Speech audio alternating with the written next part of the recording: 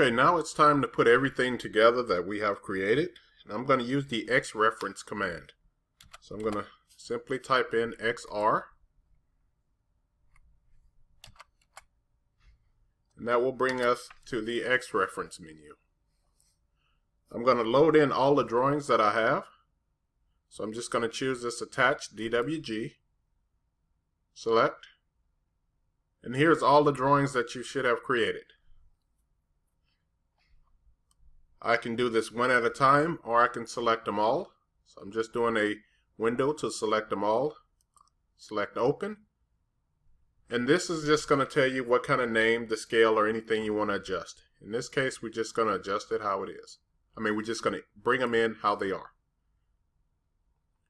You can see over here on the window that it did load those. And also in the graphics area, you can see each of the shapes. I'm going to move these over to shades of gray just so we can take a look at them and see our actual shapes that we have created. So yes, I do have my valve, the washer, the spring, the body nut, and the valve body. Okay, so next thing I'm going to do is I'm just going to separate these.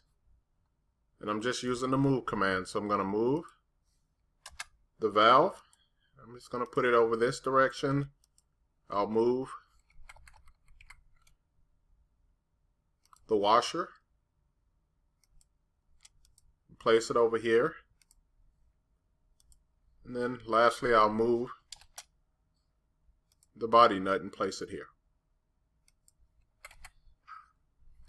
Okay, so in this kind of configuration you have some options that you can use with the external references.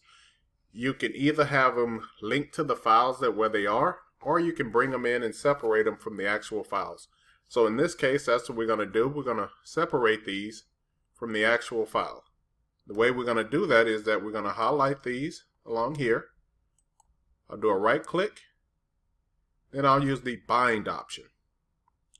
When I go to bind, I get another dialog box that's going to appear. And then I get the choice to either bind them, which means that it breaks the link totally from them, or I can bring it in as an insert, which means that it's just like how we insert in our title block. So it's just nothing more than referencing another block. I'm going to choose the bind option because I want it to be totally attached to this drawing. So I'll select OK, and you're going to see those disappear in my X reference. So this is just like I drew all 5 of these shapes in this one file. Okay, I'll go ahead and close out the X reference box. And let's start putting some of this stuff together. So I'm in shades of gray. I'll switch to the rotate gizmo, and I'll stand up the valve by using this red axis.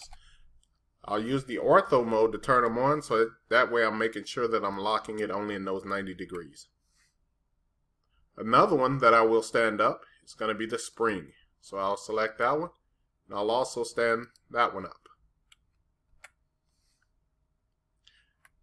Now I need to start putting these together. The way that I'm going to do this is that I will switch to a wireframe view. I'm going to select the front view. And then I'm going to move this valve from this center to that center. Now I noticed that I will be using center a lot. So out of my typical ones, I'm going to deselect the quadrant. So now I'm only working with moving centers. So let's go ahead and move this shape from this center.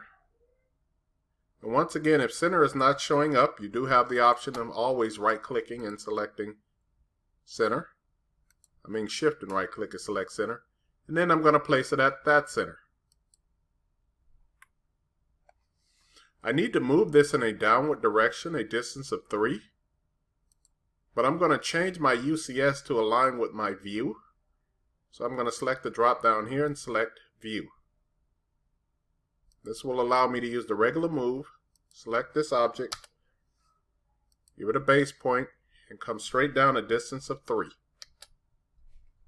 You can see that now my valve and my washer are interlocked together. I'll go back and I'll adjust my UCS back to normal.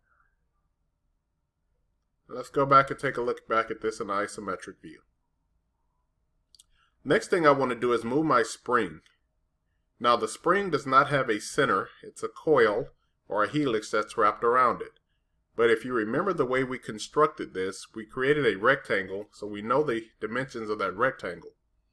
So I'm going to draw a line, and I'm going to choose this outside endpoint, and I'll go in a distance of 19. That should get me to the center of my helix.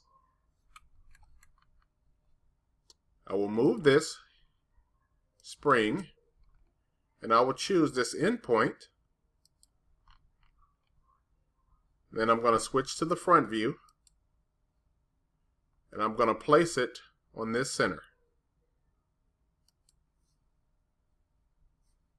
Let's take back a look at it in isometric, and we can see that we have our line left over. I will go ahead and delete that line.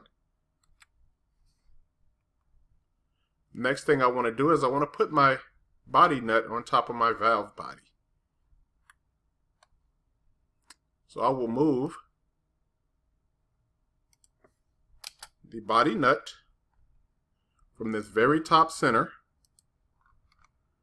and I'm going to place it at the top center of my body nut. I'm sorry, of my valve body.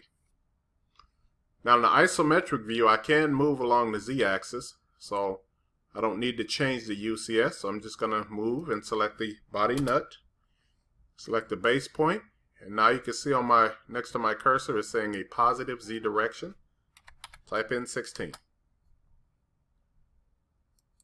Switch back to the front view, and what I need to do is move these three shapes from this bottom center, and then I'm going to place it along this bottom center here.